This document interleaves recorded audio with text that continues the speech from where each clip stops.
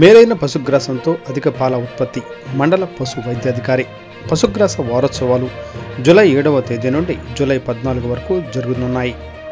దీనిలో భాగంగా నంద్యాల జిల్లా బండి ఆత్మకూరు మండల సంత జూటూరు గ్రామంలో విఎల్ఓ నూర్ అహ్మద్ ఆధ్వర్యంలో ఈరోజు పశుగ్రాస వారోత్సవాలు కార్యక్రమం నిర్వహించారు. ఈ కార్యక్రమానికి ముఖ్య అతిథిగా మండల పశు వైద్యాధికారి డాక్టర్ అనూష హాజరయ్యారు.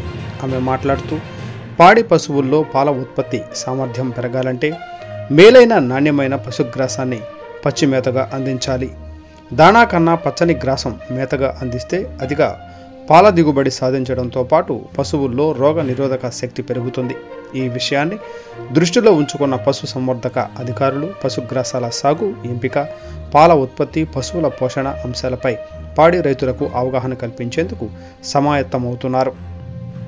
మండల వ్యాప్తంగా పశు వారోత్సవాలలో ఈ రైతులకు తమ కొద్దిపాటి పొలంలో ఏ రకమైన పశుగ్రాసం సాగు చేసుకోవాలి, ఏ రకం అధిక పాల దిగుబడి ఇస్తుంది అనే అంశాలను రైతులకు వివరించేందుకు సదస్సులు నిర్వహిస్తారు అని తెలిపారు.